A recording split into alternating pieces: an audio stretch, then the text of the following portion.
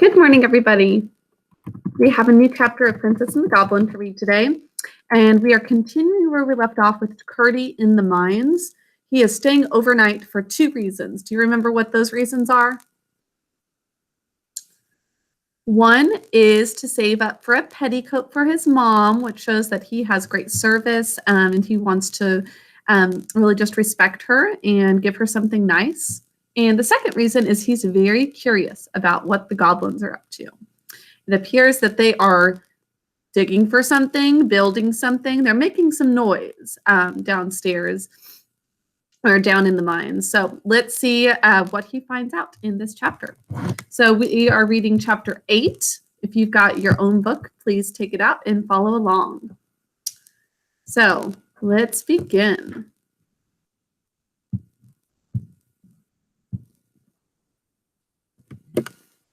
Now, for some time, Curdy worked away briskly, throwing all the ore he had disengaged on one side behind him to be ready for carrying out in the morning.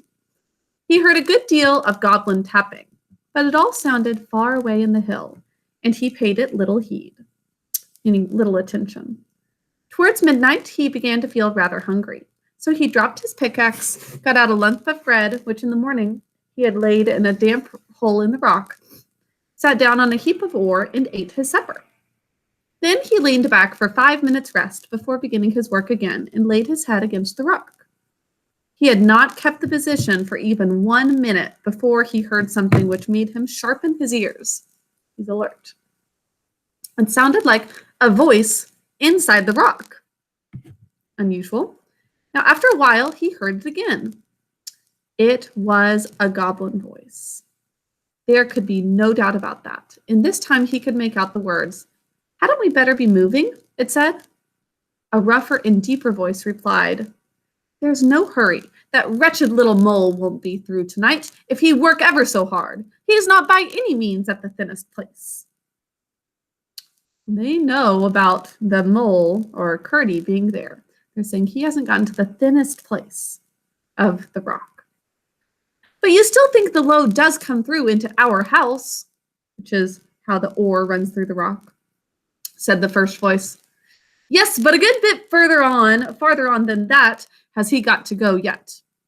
If he had struck a stroke more to the side just here," said the goblin, tapping the very stone, as it seemed to Curdy, against which his head lay, "he would have been through, but he's a couple of yards past it now. And if he follow the load, it will be a week before it leads him in. You see it back there? A long way. Still, perhaps, in case of accident, it would be as well to be getting out of this. Now, Helfer, you'll take the great chest. That's your business, you know."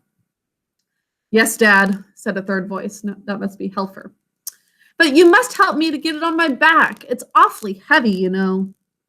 "Well, it isn't just a bag of smoke, I admit. But you're as strong as a mountain, Helfer." "If you say so, Dad. I think myself I'm all right, but I could carry 10 times as much if it wasn't for my feet." So we've got 3 people. 2 of them are a goblin son and Dad. "That is your weak point, I confess, my boy," the dad says. "Ain't it yours too, Father?"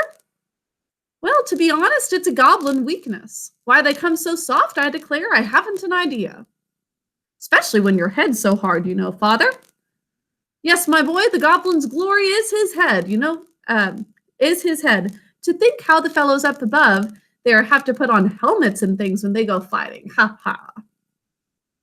So what have we found out so far? The goblins have soft, weak feet, but very strong heads. "But why don't we wear shoes like them, Father?" the goblin son Helfer asks. "I should like it, especially when I've got a chest like that on my head." "Well, you see, it's not the fashion," he says. "Oh, this reminds me of Black Beauty. Should we ever do things because it's the fashion? No, especially not if it's going to hurt you in some way." Now, he says the king never wears shoes. "But the queen does," Helfer says. "Yes, but that's for distinction. The first queen, you see, I mean the king's first wife. She wore shoes, of course, because she came from upstairs, meaning she was a human from up above. So the goblin king, the first goblin king, had married a human woman, and she wore shoes. And so when she died, the next queen would not be inferior to her, as she called it, and would wear shoes too. It was all pride. She is the hardest in forbidding them to the rest of the women. I'm sure I wouldn't wear them. No, not for that I wouldn't, said the first voice, which was evidently that of the mother of the family. So she's saying, I would never wear shoes. I would never even think of it. I can't think why either of them should. Didn't I tell you the first was from upstairs, said the other. That was the only silly thing I ever knew His Majesty guilty of. Why should he marry an outlandish woman like that? One of our natural enemies, too. They're saying, we love this goblin king, but he's done one silly thing that we know he's guilty of, and that is that he married a human woman.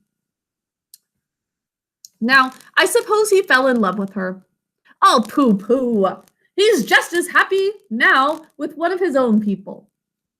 Did she die very soon? They didn't tease her to death, did they? Oh dear, no. The king worshipped her very footmarks. Well, what made her die then? Didn't the heir agree with her? She died when the young prince was born. So this king used to be married to a human woman. Now, that woman, the queen that was a human from upstairs, as they call it, she died in childbirth when she had her son. Oh, they say, how silly of her. We never do that. Is it silly to die in childbirth? No, that was very common at this time in the story that when the story is set. We never do that. It must have been because she wore shoes. The shoes are the reason that she died. It's because she wore shoes, they think. I don't know that. Well, why do they wear shoes up there? Now that's a sensible question, and I will answer it. But in order to do so, I must first tell you a secret. I once saw the queen's feet. He means the first queen, the human queen. Without her shoes? He asks. Yes, without her shoes. No, did you? Well, how was it?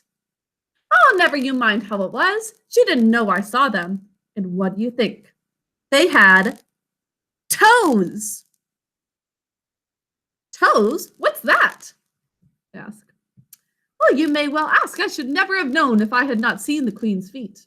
Just imagine the ends of her feet were split up into 5 or 6 thin pieces. Can you imagine that? The ends of your foot into little pieces? Toes. They are baffled by the thought of this. Oh, horrid! How could the king have fallen in love with her? Well, you forget that she wore shoes. Now, that is just why she wore them. That is why all the men and women, too, upstairs wear shoes. They can't bear the sight of their own feet without them. So that's why we all wear shoes, right? Because we can't stand the sight of our toes. Ah, now I understand. If ever you wish for shoes again, Helfer, I'll hit your feet. I will. No, no, mother, pray don't. Well, then don't you? With such a big box on my head. A horrid scream followed, which Curdie interpreted as in reply to a blow from his mother upon the feet of her eldest goblin. Well, I never knew so much before, remarked a fourth voice now. Your knowledge is not universal quite yet, said the father. You were only 50 last month. That's pretty old. Mind you see to the bed and bedding. As soon as we've finished our supper, we'll be up and going. Ha, ha, ha. What are you laughing at, husband? I'm laughing to think what a mess the miners will find themselves in somewhere before this day, 10 years. The miners are about to get in a big mess, according to them. Why, what do you mean? Oh, nothing. Oh, yes, you do mean something. You always do mean something. It's more than you do then, wife. That may be, but it's not more than I find out, you know.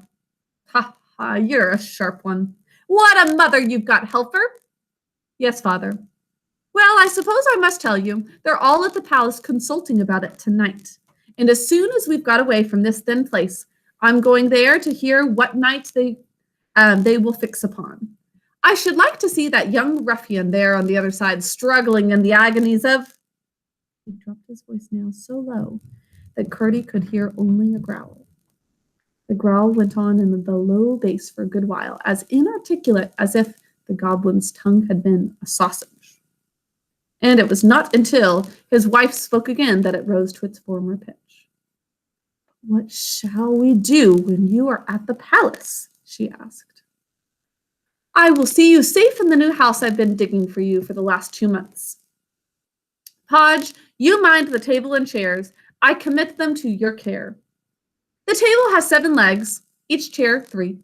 I shall require them all at your hands."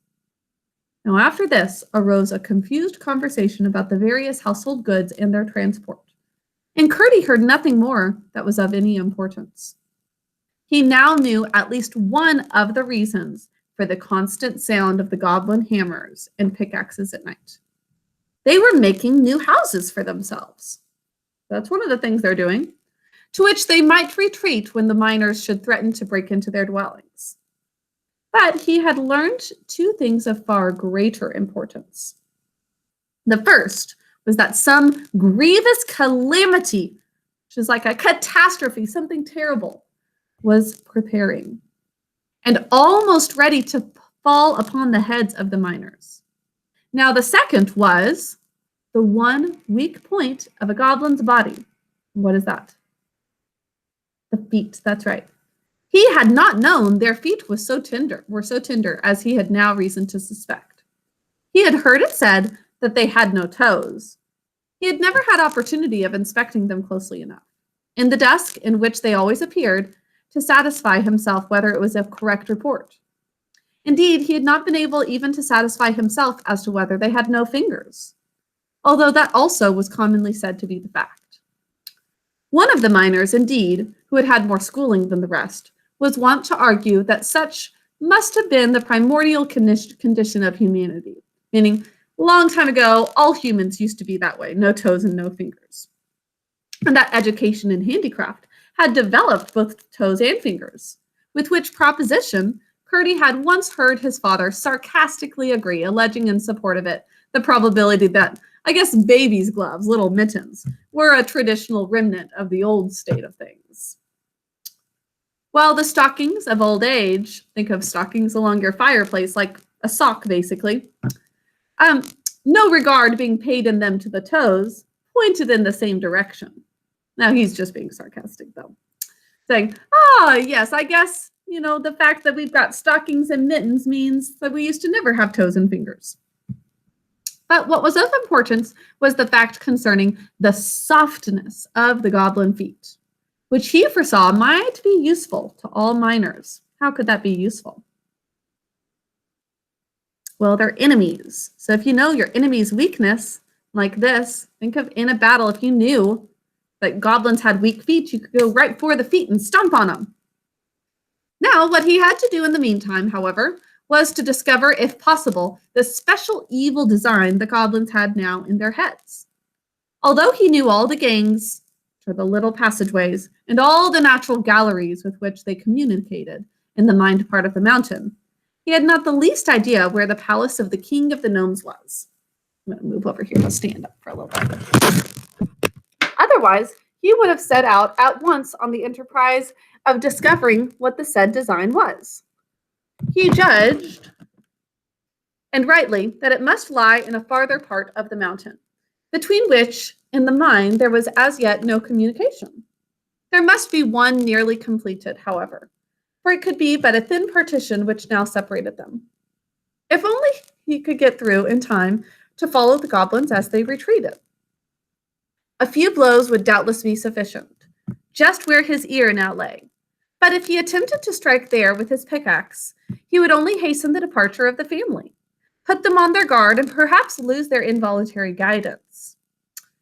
He therefore began to feel the wall with his hands, and soon found that some of the stones were loose enough to be drawn out with little noise. That is a better way than using a pickaxe. Just with his hands, take away some stones, trying to come up with a new passageway. Now, laying hold of a large one with both his hands, he drew it gently out and let it down softly. What was that noise? Said the goblin father. Curdie blew out his light, lest it should shine through. It must be that one miner who stayed behind the rest, said the mother. No, he's been gone a good while. I haven't heard a blow for an hour. Besides, it wasn't like that. Then I suppose it must have been a stone carried down the brook inside, the little river. Perhaps we'll have more room by and by. Curdie kept quite still. After a little while, hearing nothing but the sounds of their preparations for departure, mingled with an occasional word of direction, and anxious to know whether the removal of the stone had made an opening into the goblin's house, he put in his hand to feel. It went in a good way, and then came in contact with something soft. Could be soft in a cave. He had but a moment to feel it over. It was so quickly withdrawn. It was one of the toeless goblin feet. Oh! But also, wouldn't they feel his hand? The owner of the toeless foot, gave a cry of fright. What's the matter, Helfer? Asked his mother. A beast came out of the wall and licked my foot. Oh, goodness. Nonsense, she says. There are no wild beasts in our country, said his father. But it was, father. I felt it. Nonsense, I say. Will you malign your native realms and reduce them to a level with the country upstairs? That is swarming with wild beasts of every description. But I did feel it, father. I tell you to hold your tongue. You are no patriot. Curdie suppressed his laughter and still lay as still as a mouse. But no stiller, for every moment he kept nibbling away with his fingers at the edges of the hole, taking a few more at a time. He was slowly making it bigger, for here the rock had been very much shattered with the blasting. There seemed to be a good many in the family, to judge from the mass of confused talk which now and then came through the hole. But when all were speaking together, and just as if they had bottle brushes, each at least one, in their throats, it was not easy to make out much of what was said. So he wants to overhear their conversations, but it's very difficult. Now then, he said, get your bundles on your back. Here, Helfer. This is the father goblin. Here, Helfer, I'll help you put up with your chest. I wish it was my chest, father. Your turn will come in good time enough. Make haste. I must go to the meeting at the palace tonight. When that's over, we can come back and clear out the last of the things before our enemies return in the morning. Now light your torches and come along. What a distinction it is to provide our own light instead of being dependent on a thing hung up in the air, meaning the sun. A most disagreeable contrivance, intended no doubt to blind us when we venture out under its baleful influence. Quite glaring and vulgar, I call it, though no doubt useful to poor creatures who haven't the wit to make light for themselves. Curdie could hardly keep himself from calling through to know whether they made the fire to light their torches by, but a moment's reflection showed him that they would have said they did, inasmuch as they struck two stones together and the fire came. So they're acting as if, oh, we just invented fire. Okay, so that is the end. Thankfully, Curdie wasn't found out. But we still don't know all of what they have planned. Do you have any guesses as to what the plans are? Okay, we will see what it is in chapter, let's see, where will we be? Chapter 9, which is called The Hall of the Goblin Palace. That's what we're going to be reading when we return from Christmas break. So tomorrow you've got a quiz on what we've been reading of Princess and the Goblin so far. And on Friday, I've got a Christmas story for you to read. So we are not going to read another chapter until after Christmas break. But if you have your own copy of the book, you are certainly welcome to read ahead. So I hope that you're able to do that if you have your own book. Okay, that's all for today. I'll talk to you all tomorrow. Bye.